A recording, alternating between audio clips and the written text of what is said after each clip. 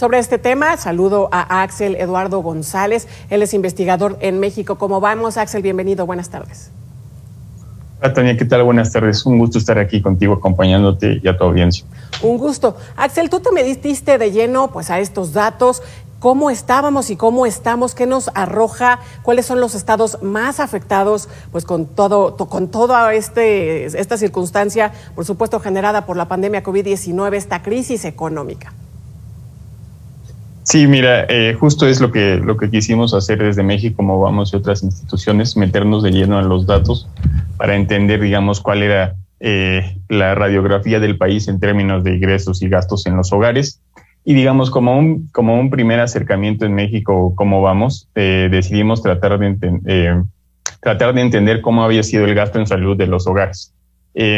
Para esto iba a ser una introducción sobre cómo se habían comportado los ingresos, pero afortunadamente tú ya presentaste cuáles fueron los cambios en los ingresos en los hogares respecto a 2018.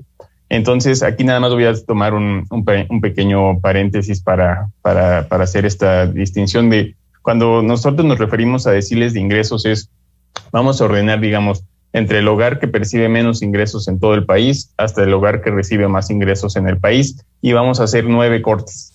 Entonces, al hacer 9 cortes, tenemos 9 subgrupos ordenados, digamos, del grupo de hogares que tienen menores ingresos a los hogares que tienen mayores ingresos. Haciendo este ordenamiento, nosotros lo que tratamos de ver es en estos subgrupos quiénes fueron los hogares que hicieron un mayor gasto en salud.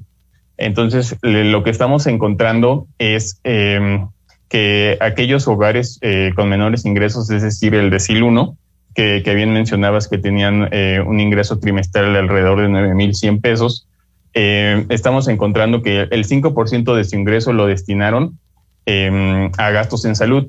Esto es un incremento significativo respecto al gasto en salud que se había observado tanto en 2018 como en 2016. Y no solo esto, para los hogares del decil 1, que ya mencionamos que son los de menor ingreso, estamos observando que el peso de los gastos asociados a salud en el año de la pandemia, en 2020, representó el doble que el porcentaje de gasto para aquellos hogares del decil 6 en adelante. Es decir, que los hogares con un menor ingreso tuvieron que destinar una mayor parte de su ingreso para atender aquellos problemas referentes a la salud durante el año de la pandemia. Esto consideramos que es un resultado muy problemático en el sentido de que pudiera sugerirnos que el acceso universal a la salud pudiera no estar siendo lo suficientemente adecuado para que las personas no hubieran tenido que acatar, digamos, la responsabilidad de estos gastos.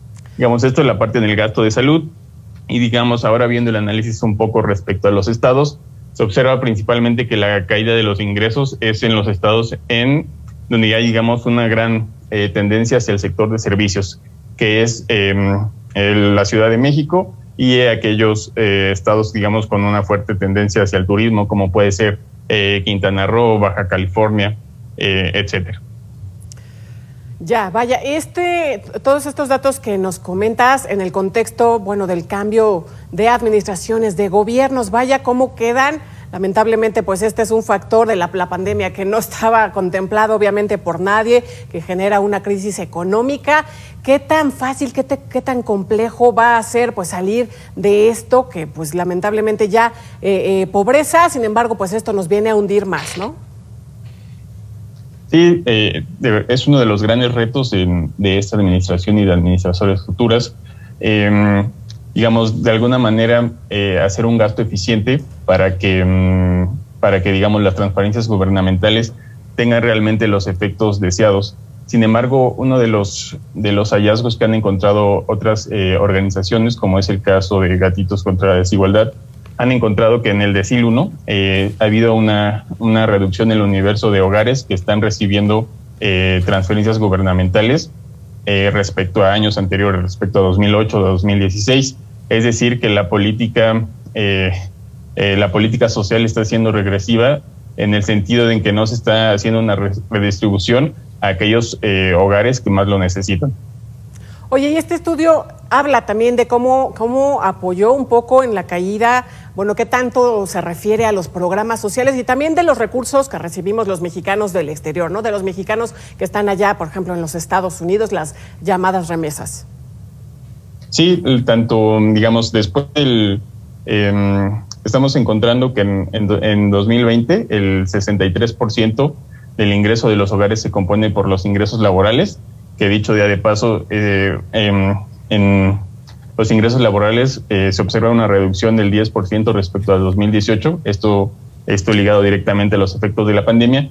Después de, digamos, de los ingresos laborales, lo que tiene más peso en los ingresos de los hogares es las transferencias, y aquí, digamos, en este rubro se incluye tanto las pensiones, las transferencias gubernamentales y las remesas. Es decir, que digamos que después de los ingresos laborales, es decir, lo que los hogares perciben por su trabajo, lo que tiene más importancia en el ingreso del hogar son estos aspectos. Y sin duda, tanto las transferencias gubernamentales como las remesas tienen un impacto positivo. Sin embargo, como lo mencioné antes, pudiera ser que no hayan sido suficientes para atender los retos derivados de los efectos de la pandemia en 2020.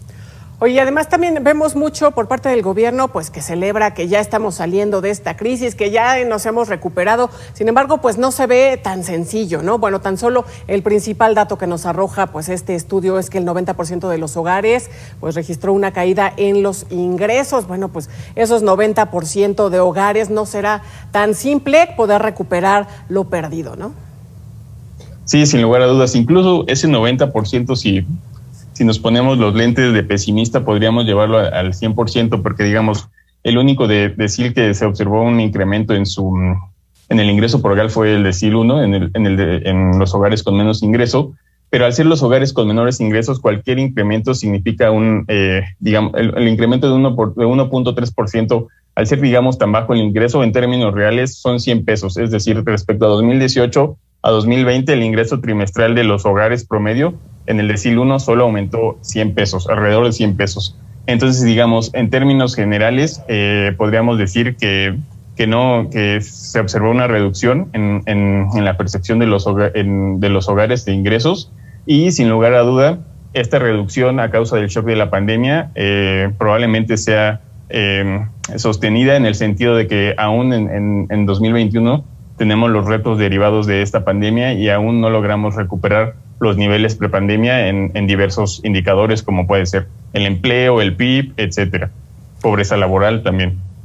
Exactamente, todavía no logramos recuperar esos niveles prepandemia. Vamos a estar ahí sobre el tema, por supuesto, muy interesante. Te agradezco estos minutos. Axel Eduardo González de México, ¿cómo vamos? Muchas gracias por estar con nosotros. Muchas gracias a ti, Tania. Buenas tardes.